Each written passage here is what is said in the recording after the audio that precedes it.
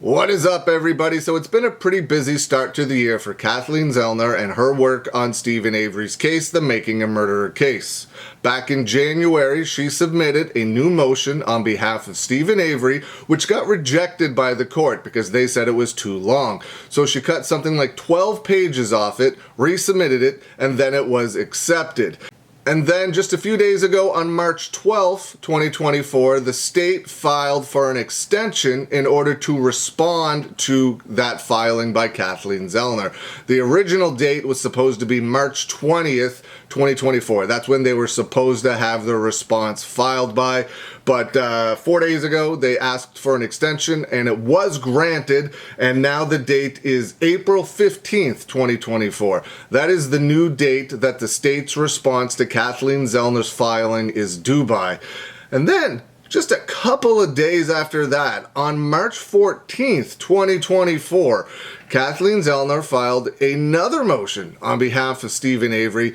She is requesting new scientific DNA testing be done, specifically on the RAV4. That's something that they've never really been able to test. They haven't been able to test the RAV4 for DNA or anything like that. And I guess they still have the RAV4, according to Kathleen Zellner's filing. It is with the police, wherever they keep their evidence, wherever they keep vehicles like that. That vehicle is still in existence, so they are going to be able to do that if it gets approved by the court.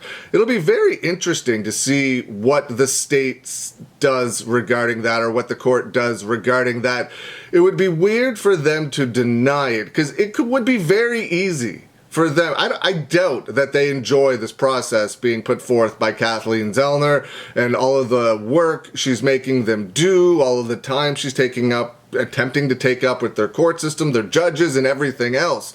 So it would be a very easy fix. If they wanted this to go all the way tomorrow, they could easily prove, if they wanted to, in their own minds, that Stephen Avery's DNA is everywhere into this RAV4. His is the only DNA that is in the RAV4 regarding the crime against Teresa Halbach, and that Bobby Dassey had absolutely nothing to do with it. If they wanted to, they could end it all instantly. Be like, look, Bobby Dassey's DNA, his fingerprints, his whatever else is nowhere in this RAV4. It's 100% that Stephen Avery did this. Shut up, go away, case closed, no more appeals. This is what it is. But there's a lot of instances where the state won't do the DNA testing, like regarding the West Memphis 3 case. Damien Eccles is attempting to get similar DNA testing done on items that he believes will show that he did not commit the crime that he was convicted of, but yet the state won't allow the DNA testing to be done in those items. I don't understand why the state wouldn't. People are going to say because they already got their guilty conviction, they can move on, whatever, which is true, that maybe the state just doesn't care.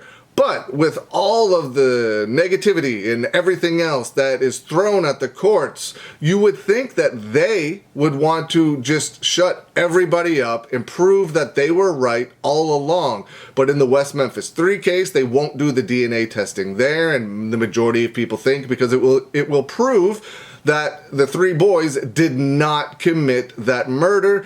And if the state denies the DNA testing in this case, it will also bring up a lot of suspicion as if they're trying to hide something. Why wouldn't you just do it? Especially where they can't even complain that it's the cost of the test, because Stephen Avery or Kathleen Zellner or whoever it is on that side of the team is fronting the costs for those DNA tests if they're allowed to do them, if they can get their hands on the RAV4. It won't cost the state a penny. Stephen Avery and Stephen Avery's team will be paying for that testing. So they really have no excuse, and they could only benefit positively if they allow, in their mind, if they allow the tests to be done on the RAV4, because it could obviously prove that Stephen Avery is guilty. But what if it could prove that Stephen Avery didn't do it? And that is the reason why, if they deny it, most people are going to assume that they are hiding something, that there's more than just Stephen Avery's DNA related to the crime in that RAV4. But only time will tell. There's no update yet on when the state will respond, or the court will respond to this filing on behalf of Stephen Avery. The update for the filing is for the January filing, and that is again on April 15th, 2024. So it's been a pretty busy start to the year for Kathleen Zellner. What do you think? What do you think of everything that's going on? Do you think the courts will allow DNA testing? Do you think the courts should allow DNA testing? If the courts don't allow DNA testing, do you think they are trying to hide something? So many questions, so many different possibilities.